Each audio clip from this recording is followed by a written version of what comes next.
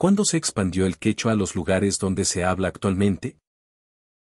No es fácil medir con exactitud cuán diferentes son las lenguas, pero por lo menos podemos decir que las diferentes formas regionales de quechua de Cusco y Chavín son claramente mucho más diferentes unas de otras que las diferentes formas regionales de castellano alrededor del mundo.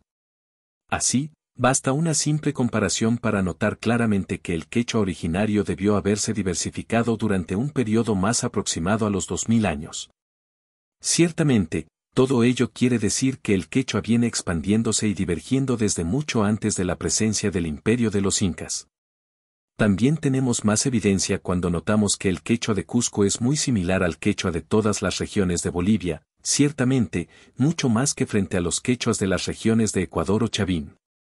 De hecho, el nivel de diversidad al interior del quechua hablado en el área que va desde Cusco hasta Bolivia no es mucho mayor que el que ocurre hoy entre las variedades modernas de castellano en el mundo. Pues bien, esta comparación nos sugiere que el quechua de estas dos regiones, Cusco y Bolivia, proviene de un ancestro común y que su divergencia data de no mucho antes que los 500 años que el castellano se tomó en la suya. Así, probablemente, el quechua cusqueño antiguo se implantó en Bolivia no más de un siglo o dos antes de la llegada de los españoles.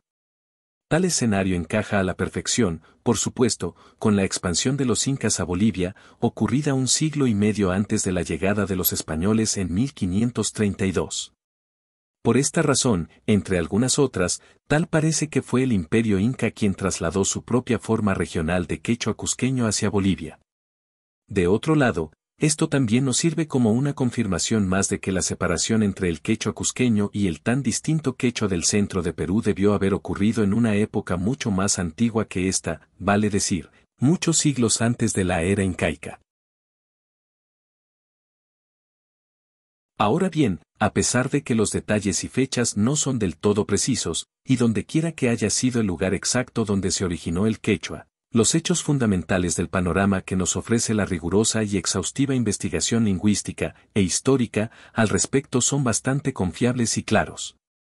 Primero, el quechua originario empezó a expandirse y divergir a través de los Andes probablemente hace aproximadamente 2000 años, ciertamente, mucho antes de la existencia del imperio de los incas, cuya mayor expansión fue apenas hace 6 siglos, durante el siglo XV.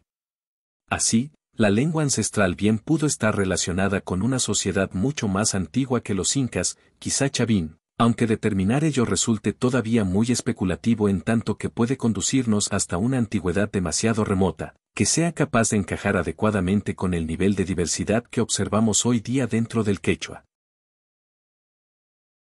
Segundo, de cualquier modo, el quechua ya era muy hablado en gran parte de los Andes hace más de 1000 años. Particularmente, se había expandido por casi todo el centro y sur de Perú, y ya en esta época se manifestaba en variedades regionales ya bastante diferentes.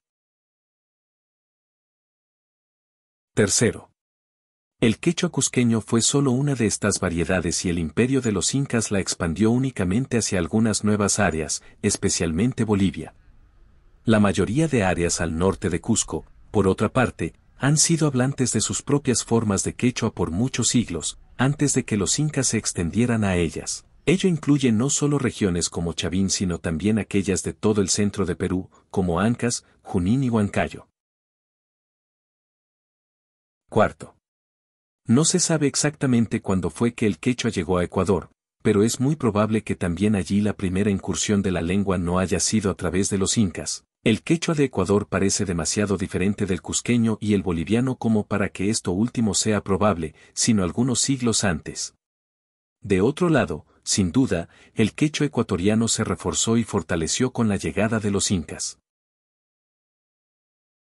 Así, podemos finalizar concluyendo que el quechua no solo se expandió hacia distintas regiones andinas en diferentes tiempos, sino que además dicho proceso ocurrió de diferentes maneras, a las que para poder entenderlas resulta necesario considerar al quechua dentro de su contexto humano y étnico.